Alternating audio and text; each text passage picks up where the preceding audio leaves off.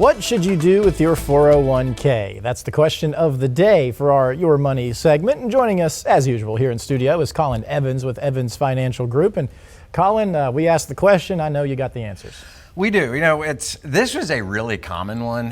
Just a couple different reasons. One, from just a retirement perspective, but two, also people just changing jobs. Yeah. You know, that is a big thing. It's like, what do I do with this? Well, typically, there are really four options when it comes to the 401k and severance from your employer.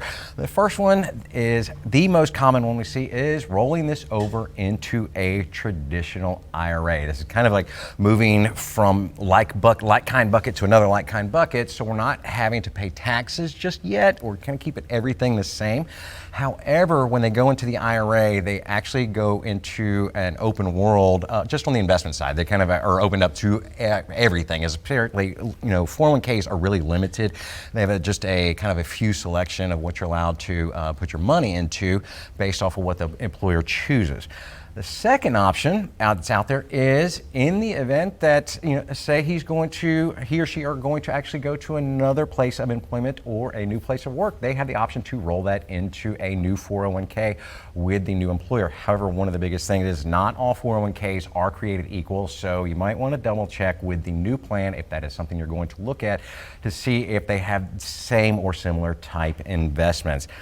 Option number 3 is going to be to roll this over into a Roth. The only reason you would do this is just with the expectation that taxes are going to go up down the road, which is a huge possibility with $30+ trillion in debt. However, if you do that and choose to roll this into a Roth, you now have a gigantic tax burden potentially on top of your income for the year. So this could be a really big tax bill. This might be something you definitely want to visit with somebody for or about. And the last thing that's out there, cash it in.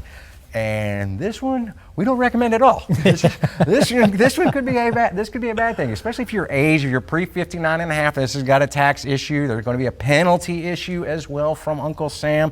But really, because of the taxable potential that's there, cash it in could be a really damaging thing for you. So in the essence of doing that, we highly suggest visiting with a financial professional. And how do they visit with you? Absolutely. If you've got a 401k to roll over, we would actually love that opportunity. You can give us a call or check us out on the web, evansfinancial.com, or kick us an email, info@evansfinancial.com.